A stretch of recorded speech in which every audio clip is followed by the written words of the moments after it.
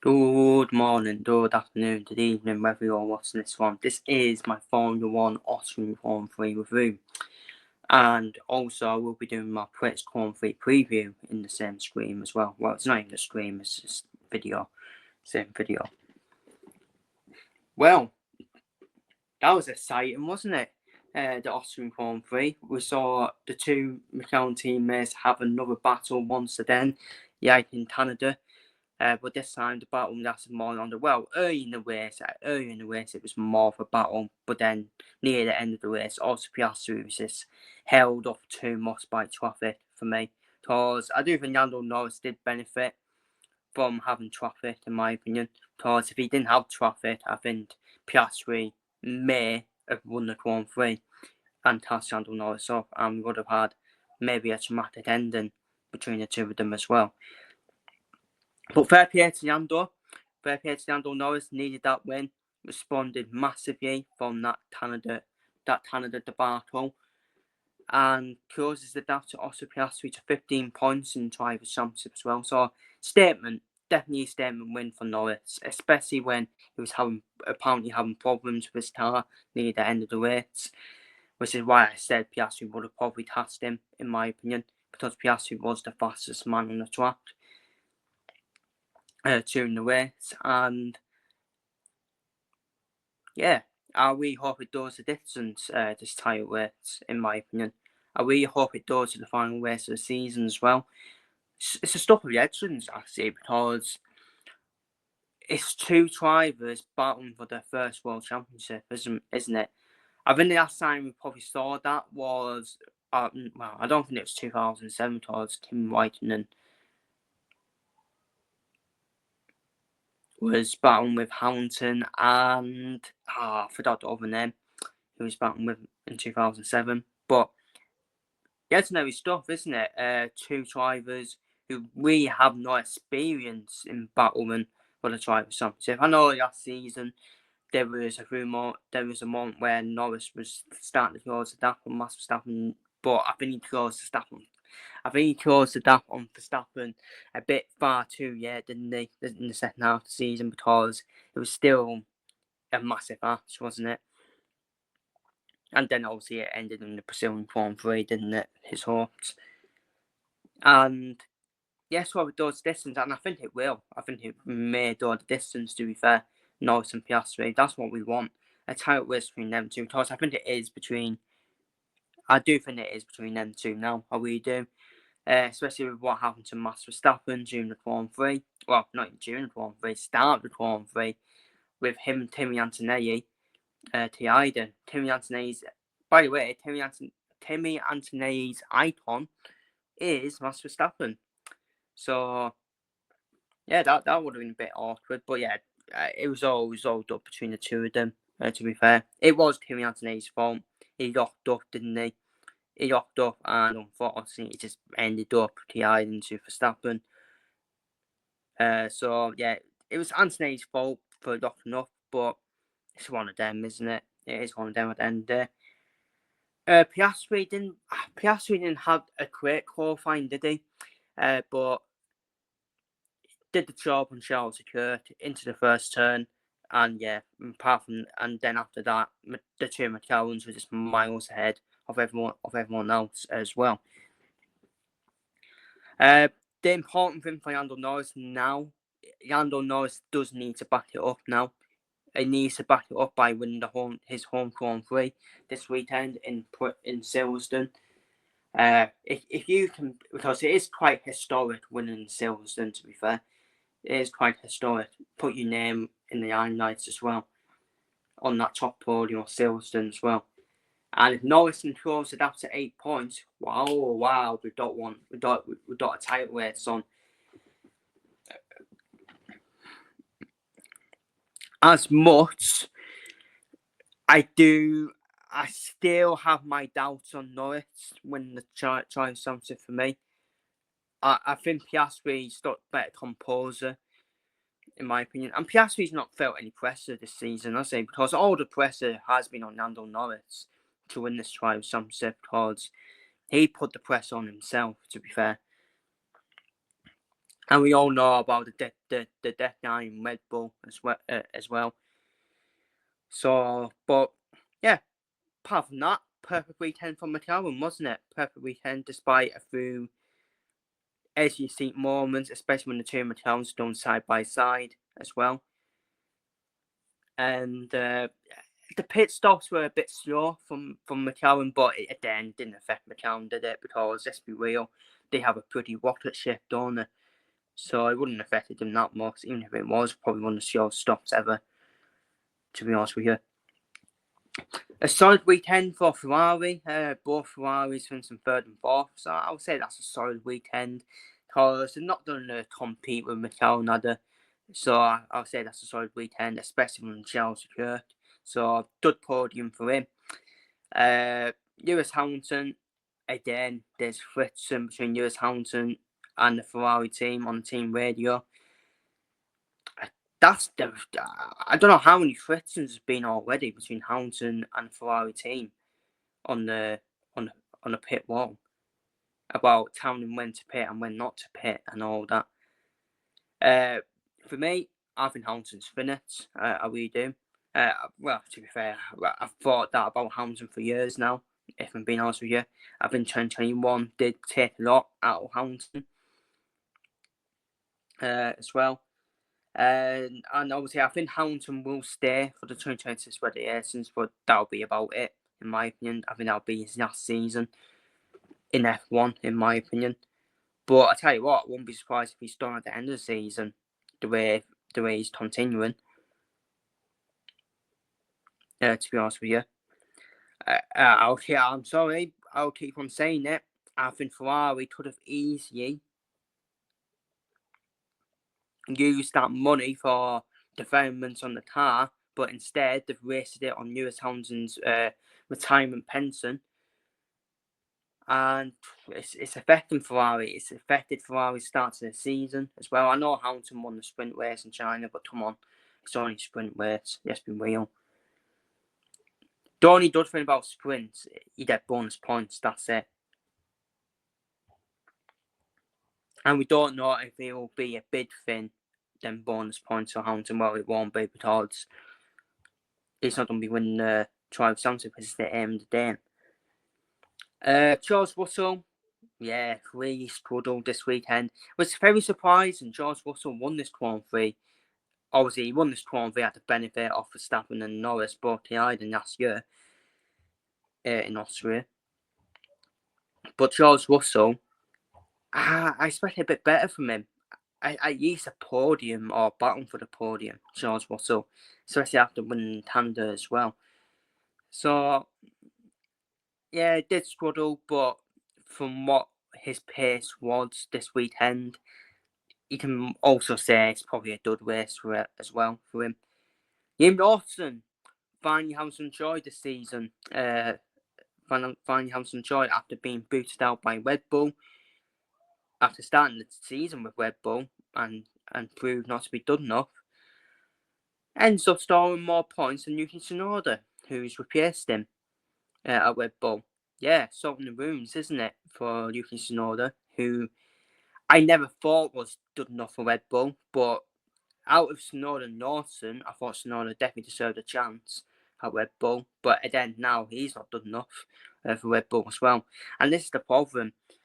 Is it this is not good enough for Red Bull, or is it just where Red Bull are now?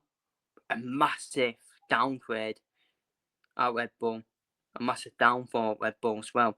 It's only Max Verstappen who stopped Red Bull the race wins, in my opinion. Without him, they'll be chancing at the bottom. They would, in my opinion. So, yeah, fantastic weekend for Liam Lawson. So he's finally had some joy. Fernando Alonso, solid race from him. The developments are continuing at Aston Martin. Obviously, there's more preparation into next season for Aston Martin, because that's what Aston Martin and Williams are doing. They are preparing for next season.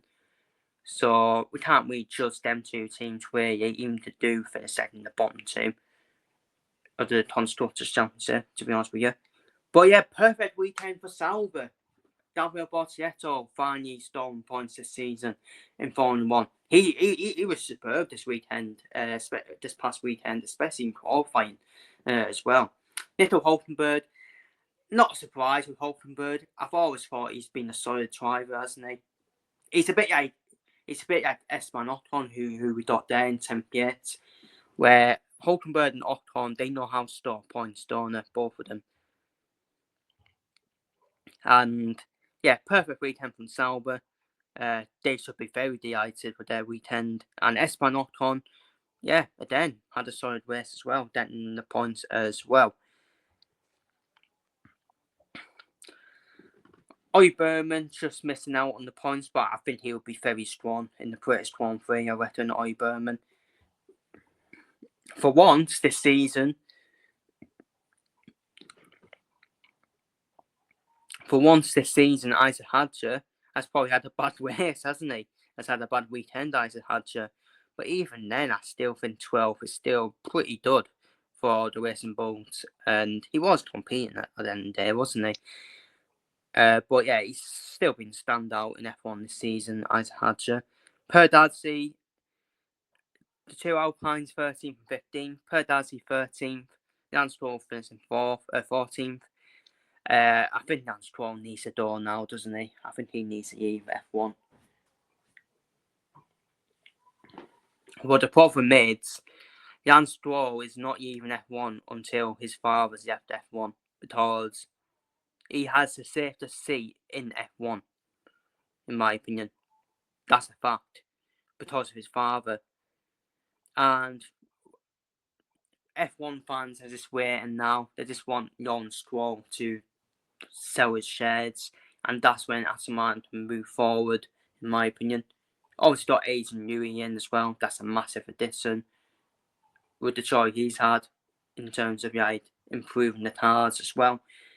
But I think Lance Stroll, for me, I think he needs to be out of F1. See, I don't think Lance Stroll is a bad driver. I just don't think he's good enough for where Aston Martin wants to be in the long term. I still think Lance Stroll will be good for a UF1 team. A UF1 team coming into F1. Maybe a Cadillac.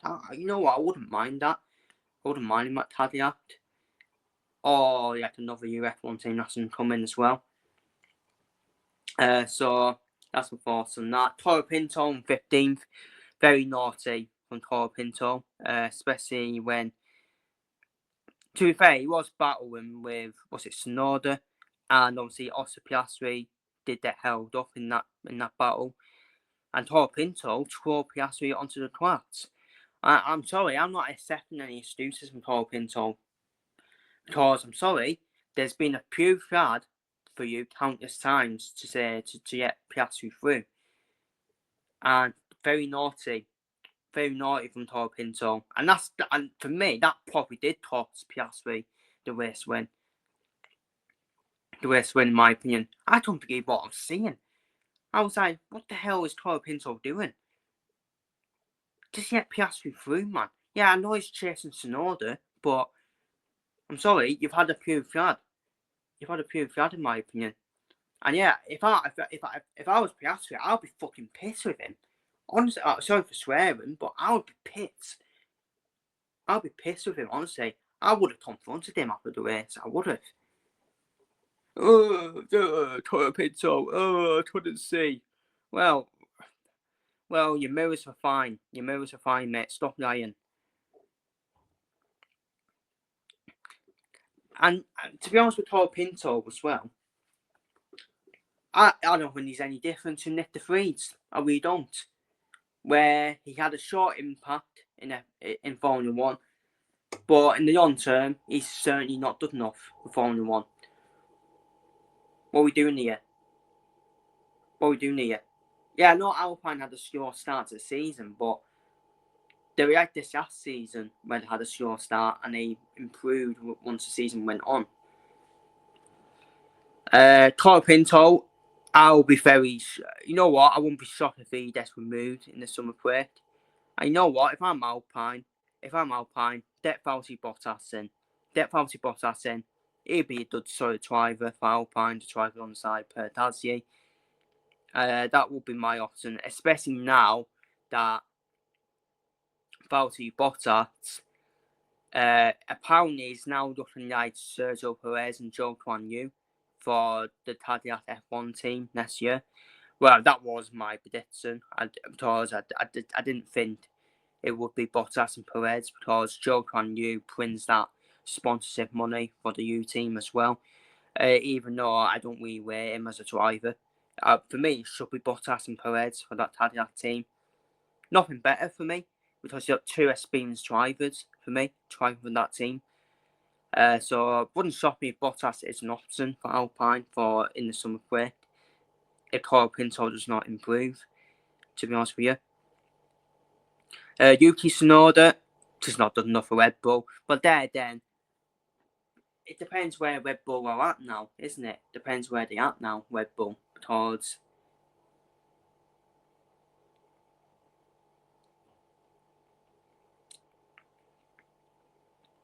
they're not the team they once were. I think going into next year, Red Bull are going to be behind McLaren, don't be behind Ferrari, don't be behind Mercedes, don't be behind Williams, don't be behind Aston Martin. So Red Bull next year is going to be peak. They're going to be chancing with Alpine, Haas, and the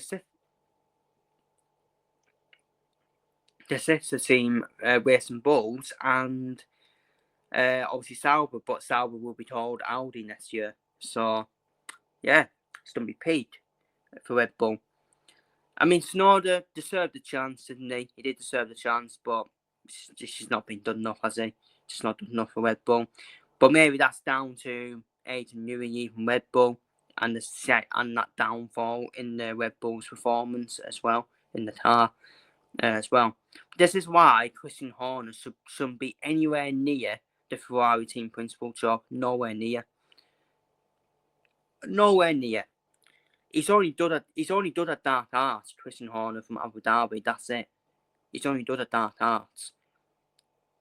He don't deserve any credit for where Red Bull are, in my opinion. I think it's all down to Adrian Newey, if I'm being honest with you. So I know Christian Horner has been linked with Alpine. You know what? I think Alpine will probably be good for Christian Horner. I think that'll be a good move for him, because I think that's his level, in my opinion. But Ferrari, no chance. Absolutely no chance for me. Even though Ferrari do need a new team principal for me.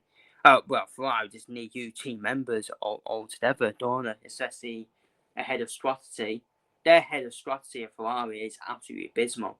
And it's been abysmal for decades. That's why Ferrari have not won titles. Simple as that. Since 2007. Under Kimi Raikkonen, and also 2008 in the Ferrari. With Massa and... Who's the other driver that drove for Ferrari? Raikkonen, wasn't it? Yeah, Raikkonen. Pretty sure it was Raikkonen, wasn't it? Albon, it was a weekend for both Williams drivers. Carlos Sainz didn't even get off the line on the formation lap. High temperatures, fire in the back of his car. That was his race done before he even bloody started. Alex Albon, then just had damage, didn't he? Severe damage to his car. And obviously we had the Verstappen and Anthony incident, which I've already spoke about as well. And Max Verstappen, obviously we've not seen the news. He is in talks with Mercedes, and he's definitely in talks with Aston Martin as well. I know that's not been brought out, but he's definitely in talks with Aston Martin as well. Especially with Aston Martin be having a Honda engine as well from 2026 onwards. Adrian Newey as well. And yeah, it's basically a battle between Verstappen and Russell, in my opinion, to fill them Aston Martin and Mercedes seats. In my opinion, that's how I see it. If Verstappen does Mercedes, then I think George Russell does Aston Martin. I really do. Because I think Adrian Newey will look at George Russell thinking, yeah, you know what, you're my man. He's definitely another potential world champion. Because he is. I think George Russell is another potential world champion. I really do. And I can see, that's what I can see happening, especially if Mercedes do have Verstappen as well. If I'm Mercedes, it's a hard one, isn't it? Because Max Verstappen, multiple world champion. Mercedes apparently Mercedes has done me one step ahead of everyone done into the 2026 radiation. So it's looking like Toto Wolff has learned from his lesson from the 2022 radiations, where he didn't prepare for that. But to be fair, he was battling with Red Bull in the 2021 season. So yeah, it looks like Mercedes could be one step ahead of everyone going into 2026 radiations, which would be very good for Antonelli as well. Is this all about who will be thriving alongside Kimi Antonelli? Will it be Max Verstappen or will it be George Russell? Obviously, Antonelli's icon and icon is obviously Max Verstappen. He does give up to Max Verstappen, doesn't he? But there is also George Russell, who came in to replace Bottas. Hamilton was like the mentor, wasn't he, for George Russell, and then now George Russell was now took over. I think that's what's happening here with Mercedes. I think George Russell is obviously now the mentor for Kimi Antonelli, and then George Russell may then moved on, and then Max Verstappen will come in as well. My only worry with the Max Verstappen move to Mercedes is it's just the races, isn't it? Because let's be real, you have to what Max Verstappen's done for the last 4 years, 4-time world champion, 4-time world champion in the war. By the way, two of his title wins, he didn't have the quickest car, 2022 and 2021. And obviously 2024, at the start of the 2024 season, he did have the quickest car until McLaren was the quickest in the second half of the season. 2023 was the only full season where Red Bull did have the quickest car, to be fair. So that'll be my only concern, because I think Max Verstappen's ways is done. He's going to cost a lot, in my opinion. He's going to cost a hell of a lot, in my opinion, especially when we know Hamilton would have cost Ferrari a lot as well, because it will keep going up and up and up. So, do Mercedes take that risk? But then Mercedes may take that risk because they're apparently going to be one step ahead of everyone for the 2026 radiations, so they may just take that risk. Or even if they take Russell and Antonelli, I think Mercedes would be in very good position for next year's radiations.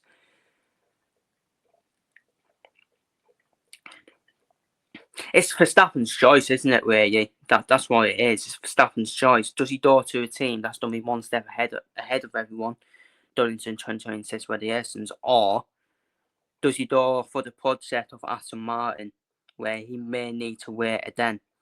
Maybe we need to wait 1 more year before it does kick in with Adrian Newey's improvements to the car. But we'll wait and see. We'll wait to see what happens on that.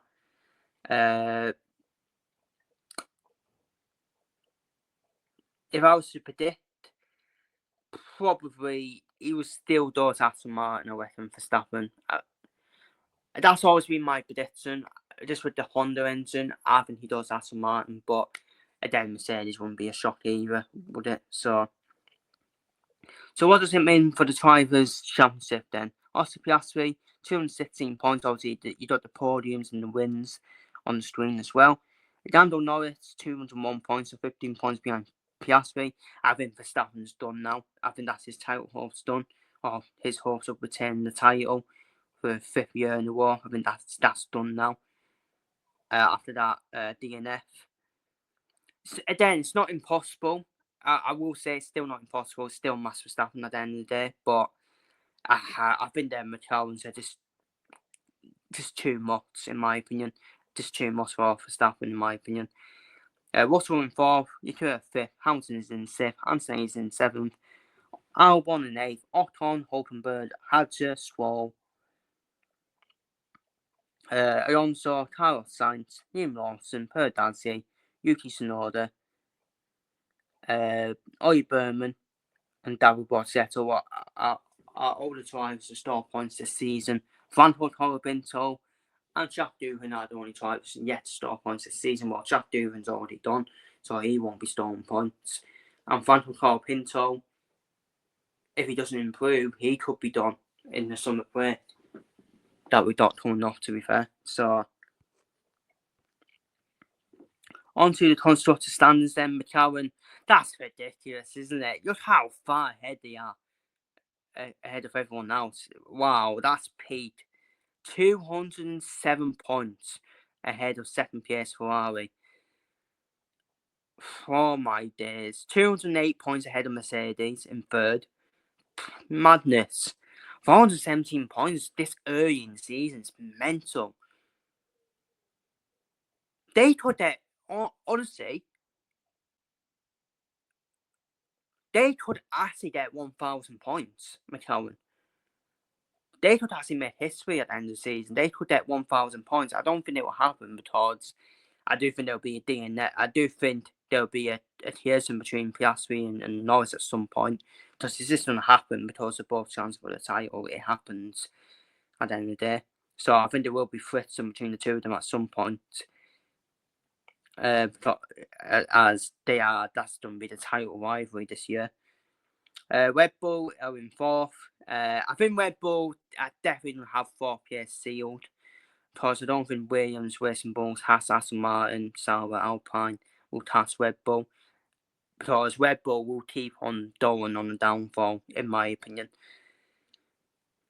Williams are in 5th, Racing Bulls in 6th, Haas in 7th, Aston Martin 8th, Sauber 9th, Alpine 10th. You know what? That's still close, to be fair. I still think Williams, Racing Bulls, Haas, Aston Martin, Sauber, and Alpine are still all battling each other for 5th place. I think they're all on the equal game level. I really do. To be honest with you. So, but yeah, they're the constructor standings. Now we move on to the Prix preview, Silverstone. One of the most one of the we're looking forward to the most. So this is the Silverstone circuit. There is 18 turns around this circuit. Obviously, we've had famous Tiezens around this circuit as well, especially around that turn 9 in 2021 between Max Verstappen and Lewis Hamilton as well. On Northern Yapa to 2021 Grand Prix. And there is two overtaking opportunities, turns 14 to 15. And which is a very long straight, to be fair, very long straight, and there is turns 5 to 6, which is probably your other best overtaking opportunity. Unless you want to try and be brave around Cops Corner, turns 8 and 9, which Hamilton tried to do before. Well, Hamilton tried to make that move on Verstappen, didn't they, in the 2021 Grand Prix. So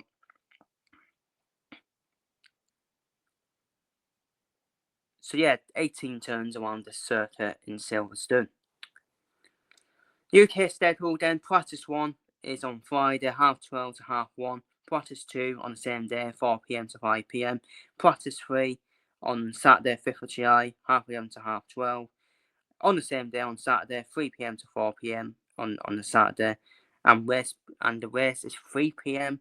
Yeah, it's not 2 p.m., isn't it? I'm pretty sure it's not 2 p.m., but yeah, a bit strange. That's 3 p.m. Summary. Earning the place in history as the home of the very first F1 Grand Prix.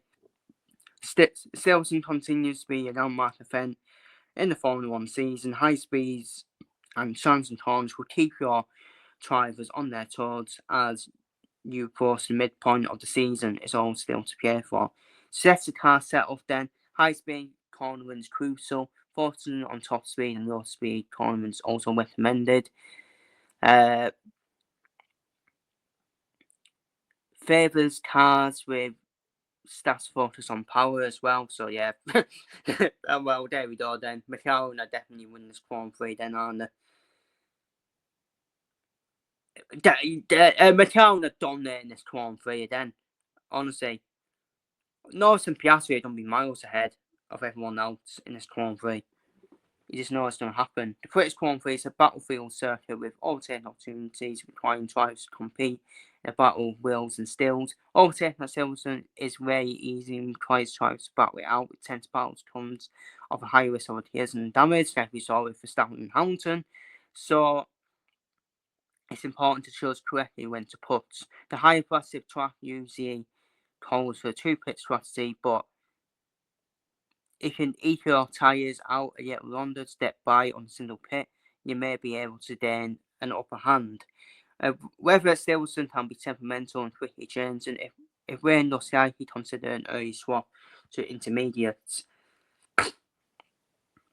So obviously, yeah, high power circuit. So yeah, congratulations to McLaren for winning the British Grand Prix.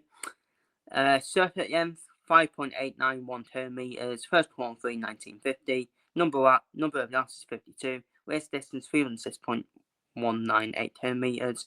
Lap record 127.97 in 2020 by Max Verstappen. Safety car chance is 75%, and the pit lane time loss is 22 seconds. So my predictions for the British Grand Prix before I do: Lando Norris qualifying pole, and I've done for a McLaren 1-2. I'm going to go for Lando Norris to back up his win in Austria, because he needs to.